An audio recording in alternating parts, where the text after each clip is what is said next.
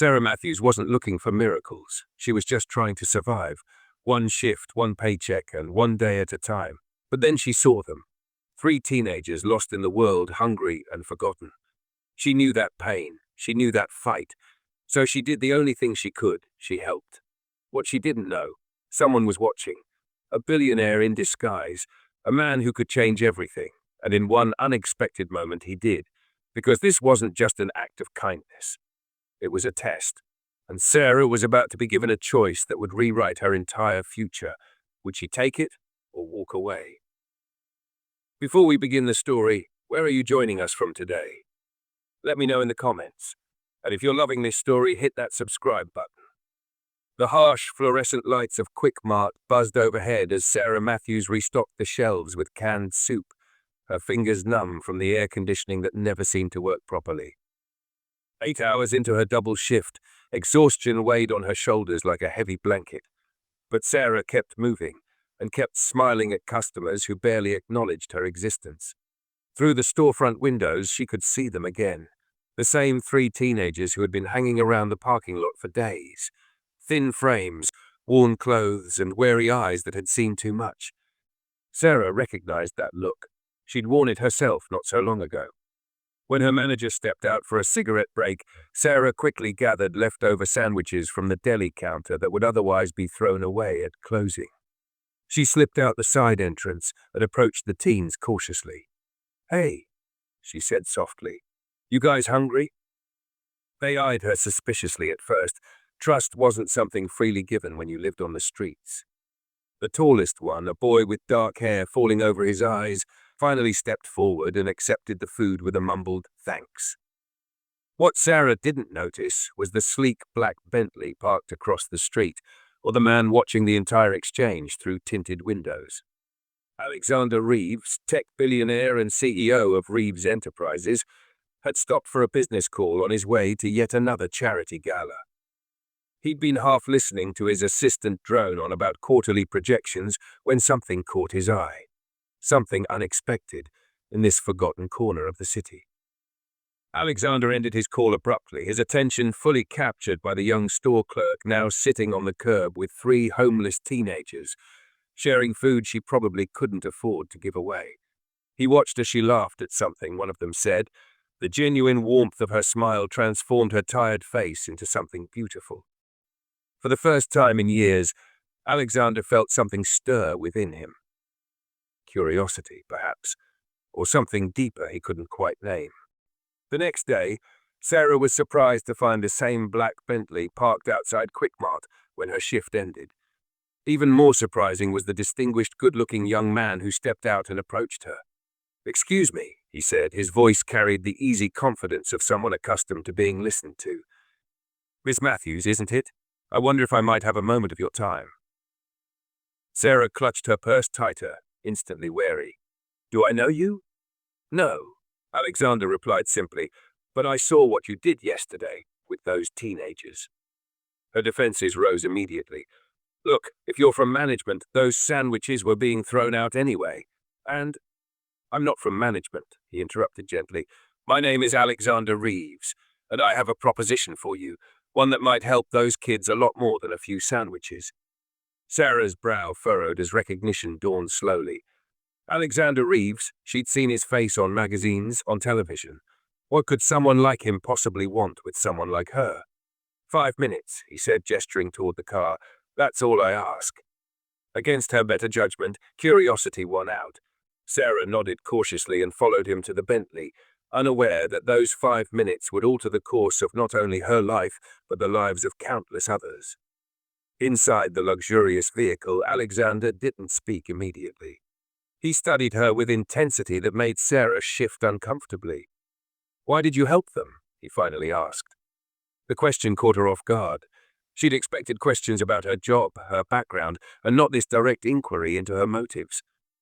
"Because they needed it," she answered simply, "and because I know what it's like to have no one care if you're hungry." Alexander nodded slowly, as if she had confirmed something important. "What if I told you I want to start a program for homeless youth? Not just temporary shelter, but education, job training, psychological support. everything they need to actually change their circumstances. Sarah had heard grand promises before. That sounds wonderful in theory, but it requires someone who truly understands their needs, he finished. Someone they might actually trust. The implication hung in the air between them. Sarah's heart began to race as she realized what he was suggesting. Mr. Reeves, I'm just a store clerk. I barely finished high school. I don't know the first thing about running a program like that. Alexander's eyes never left hers. But you know what it's like to be them. And from what I saw yesterday, you care. That's more valuable than any degree. Sarah laughed nervously. So what, you want to hire me as some kind of consultant? No, Alexander replied, his voice steady and certain. I want you to run it. The silence that followed was deafening. Sarah stared at Alexander, waiting for the punchline, the catch, and the revelation that this was some elaborate prank. When none came, she laughed again, this time with an edge of disbelief. You can't be serious, she said. You don't know anything about me. I know enough, Alexander replied. He reached into his suit jacket and pulled out a slim folder. Sarah Matthews, 26 years old, aged out of the foster system at 18 after bouncing between 7 different homes. Worked 3 jobs to put yourself through community college before dropping out when your roommate left you with the full rent. Currently working at Quickmart for 2 years, consistently taking extra shifts and never late. Sarah's mouth fell open. How did you? I have resources, he said simply, returning the folder to his jacket. What I don't have is someone with your perspective, your experience, and your heart. Outside the car window, Sarah could see the Quickmart sign flashing in the evening light. For 2 years, that store had been her life. The endless cycle of minimum wage, barely making rent, eating whatever was on sale. The thought of walking away from the security of her paycheck, and meager as it was, made her stomach twist with anxiety. I can't just quit my job for some idea that might not work out, she said finally. Alexander nodded as if he'd anticipated this response. 6 months, he proposed. Full salary, significantly more than what you're making now. If it doesn't work out, I'll personally ensure you get a position better than the one you have now. Sarah's eyes narrowed. Why me?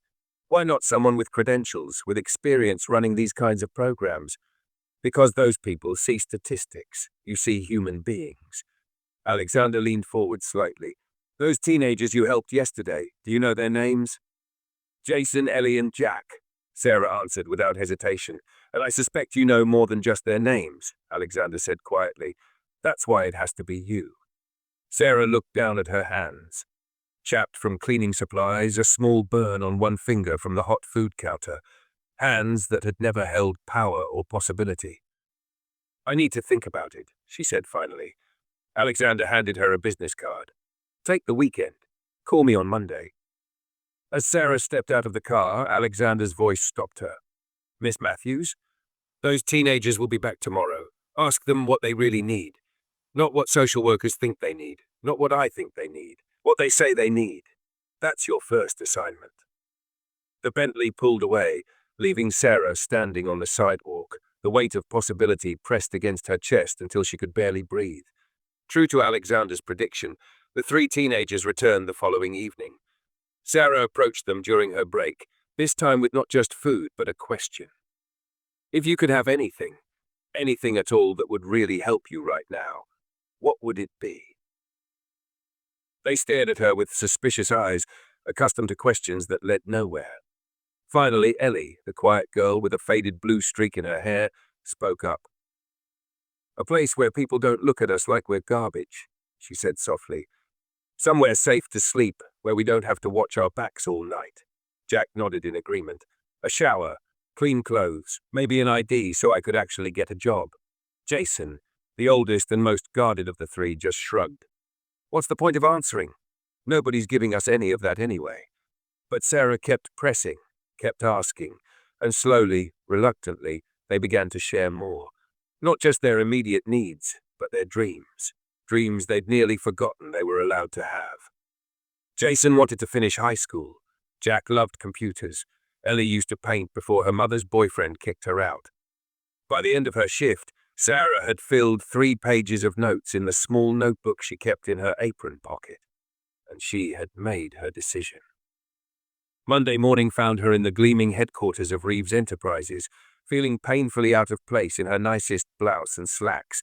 She clutched a worn folder containing her handwritten notes and a rough sketch of what she thought might actually help kids like Jason, Ellie, and Jack. Alexander's assistant, a polished woman with immaculate hair and an expression that suggested she'd been expecting someone quite different, led her through a maze of hallways to a glass-walled conference room where Alexander sat reviewing documents. He looked up when she entered. His expression was unreadable. "You came." Sarah nodded, suddenly feeling the absurdity of her position, a store clerk about to tell a billionaire how to spend his money. But then she thought of Ellie's eyes when she talked about painting again, and her resolve strengthened. "I have conditions," she said, surprising herself with the steadiness in her voice. Alexander raised an eyebrow, but gestured for her to continue. "Whatever we create has to be sustainable, not just some project you can abandon when you get bored or when it doesn't generate good PR.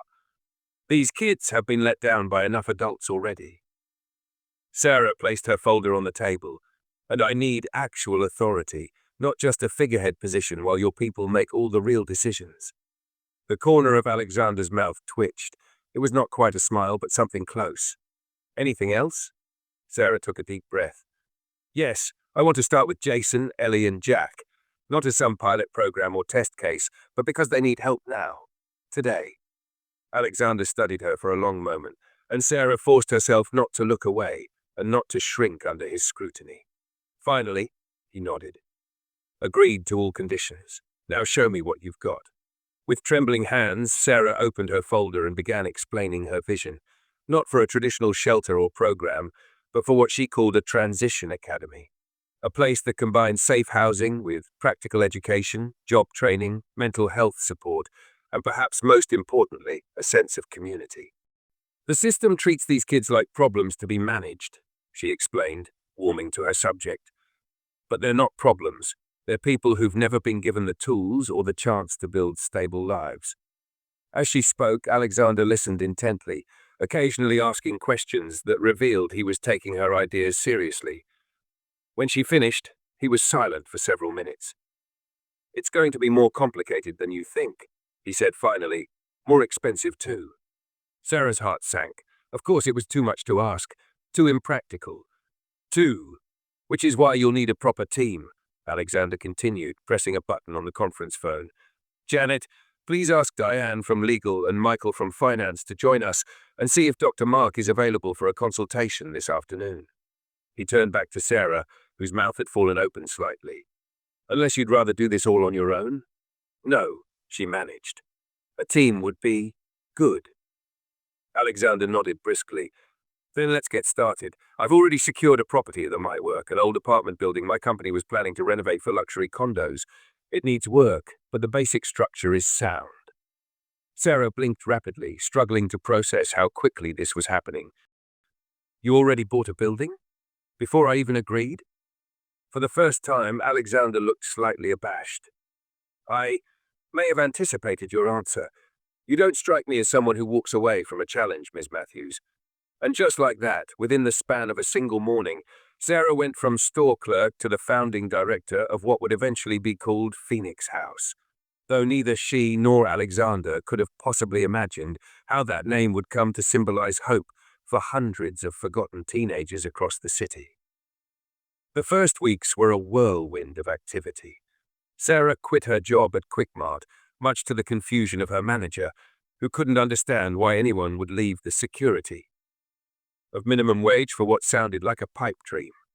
But Sarah had seen the blueprints for Phoenix House, had sat in meetings with architects and social workers, and had started assembling a team of people who believed in second chances as much as she did.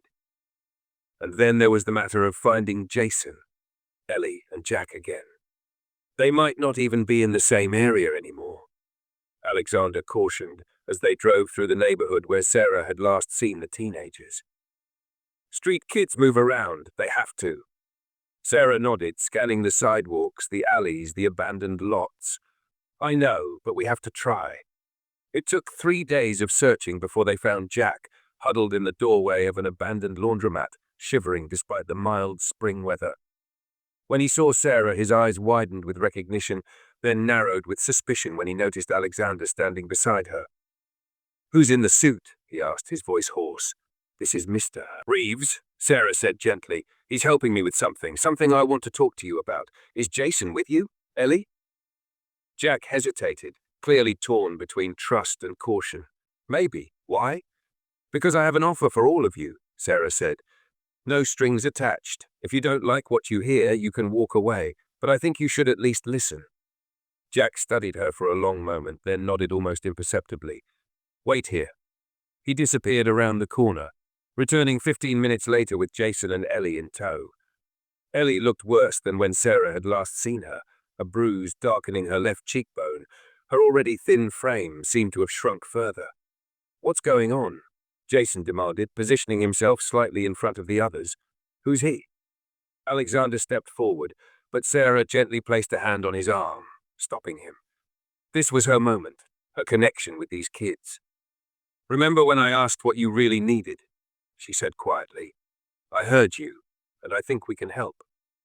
In the back of Alexander's car, which drew nervous glances from all three teenagers, Sarah explained the vision for Phoenix House. Not as a charity case, not as a handout, but as an opportunity. A safe place to live, yes, but also a place to learn, to heal, to build skills that would give them real independence. "So what's the catch?" Jason asked, his voice thick with suspicion. "Nobody gives something for nothing." "The catch," Alexander said, speaking for the first time, "is that it's going to be hard work. This isn't a free ride. You'll be expected to participate fully, to commit to the program, to respect the rules of the house." "And if we don't?" Ellie asked softly. "Then you can leave," Sarah said. "Anytime. The door won't be locked. This isn't a prison or a rehab center. It's a choice." Jack leaned forward, his expression guarded but curious. "And where is this place?" "It's being renovated right now," Sarah admitted. "But we have temporary housing set up until it's ready. Real beds, private rooms, hot showers. Today, if you want them." The three teenagers exchanged glances, having the type of silent conversation that comes from surviving together on the streets. Finally, Jason spoke. "We'll check it out," he said carefully. "Just to see." It was far from a commitment, but it was a start. And as they drove toward the temporary housing, a small residential building that Alexander had quickly purchased and staffed, Sarah felt the first glimmer of what could only be described as hope. Phoenix House took shape over the next 3 months, not just physically, as walls were painted and furniture assembled, but conceptually. Sarah spent countless hours talking with Jason, Ellie, and Jack, learning from their experiences, understanding the barriers they faced, the fears that kept them from trusting the system. Slowly, other teenagers began to join them. Word spread on the streets about a place that was different, a place where you weren't treated like a problem or a statistic. By the time the renovations were complete, 12 teenagers had joined the program. The day Phoenix House officially opened its doors, Sarah stood in the entrance hall, hardly able to believe the transformation. The once dilapidated apartment building now gleamed with fresh paint and new windows. Each resident had their own small but private room, with shared common spaces designed to foster community. The ground floor housed classrooms, a computer lab, a health clinic, and what would soon become Sarah's favorite space, a bright art studio where Ellie had already begun spending hours each day rediscovering her passion for painting. "It's something, isn't it?" Alexander said, appearing beside her. In the months they'd worked together, his formal demeanor had slowly softened, though he still maintained a certain distance.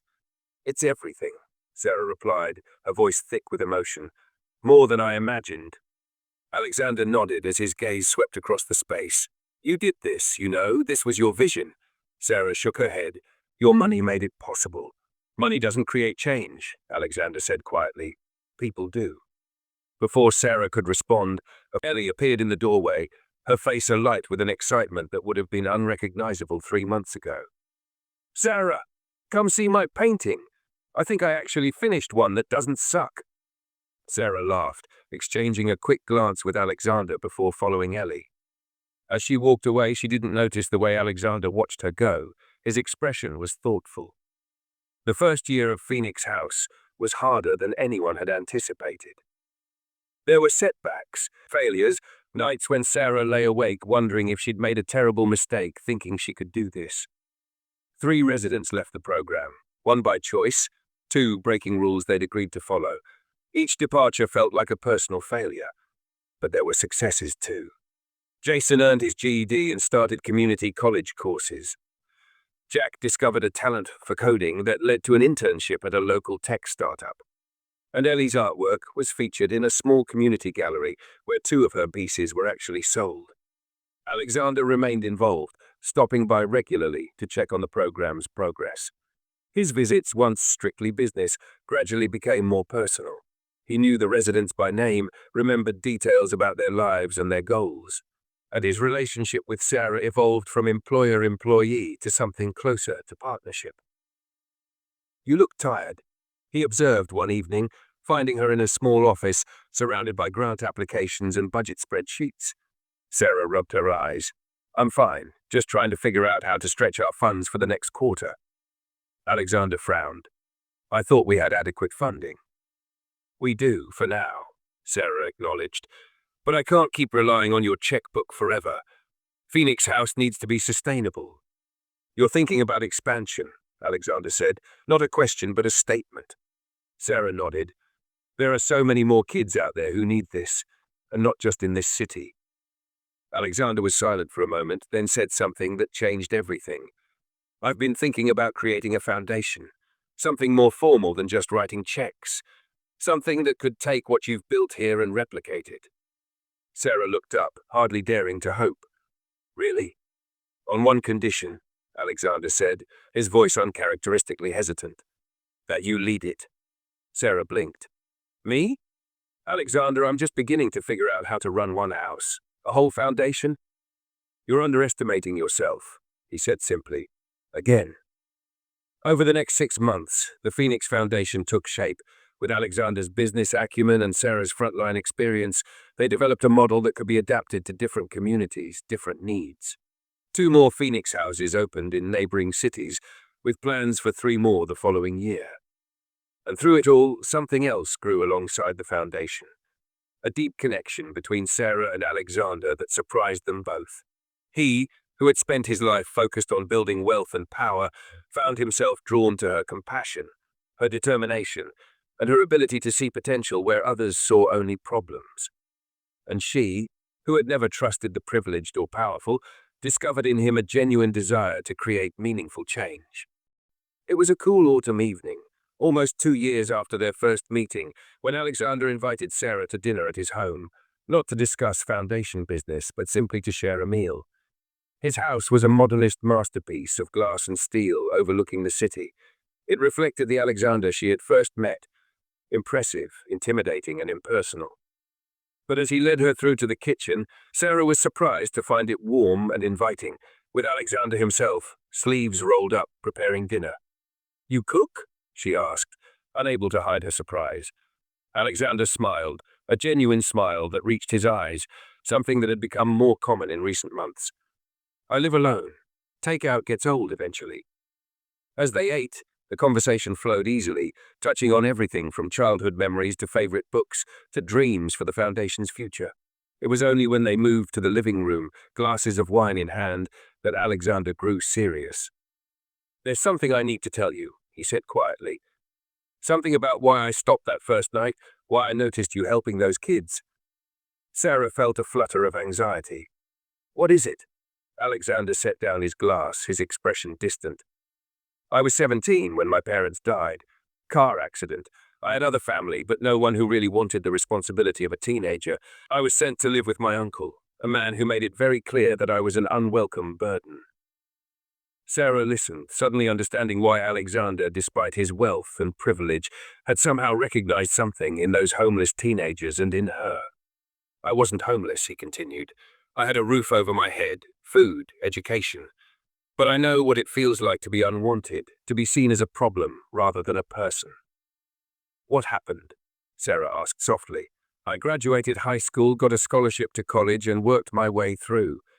Built my company from nothing because I was determined never to depend on anyone again." Alexander paused. But when I saw you that night, sitting on that curb, sharing food with those kids and looking at them like they mattered, it reminded me of someone. Who? Alexander's eyes met hers. My high school librarian, Mrs. Gonzalez. The only adult who made me feel like I wasn't just a burden, like I had value beyond what I could achieve. She used to sneak me food, books, sometimes just a quiet place to exist when home was unbearable. Sarah felt tears prick at her eyes. She sounds wonderful. She saved me, Alexander said simply, and I never got to thank her. By the time I had the means to find her, to help her the way she helped me, she was gone. Understanding dawned on Sarah. So Phoenix House is the thank you I never got to give her, Alexander finished. But it's become something more than that now. It's become my purpose, because of you. The silence that followed was heavy with unspoken feelings. Sarah looked at this man, this billionaire who had once seemed so distant, so untouchable, and saw someone who understood loss, who understood the value of connection, who had learned to care about something beyond his own success. Alexander, she began, but he shook his head. Sarah, I'm not telling you this to make you feel obligated in any way. I just wanted you to know why this matters to me, why you matter to me. Their eyes met, and in that moment, Sarah recognized the truth, that somewhere along the way, between board meetings and late-night budget discussions, between visiting new Phoenix House locations and celebrating resident milestones, she had fallen in love with Alexander Reeves. Not the billionaire, but the man who cooked dinner in his own kitchen, who remembered the names of every Phoenix House resident, who still carried the gratitude for a librarian who had shown him kindness decades ago.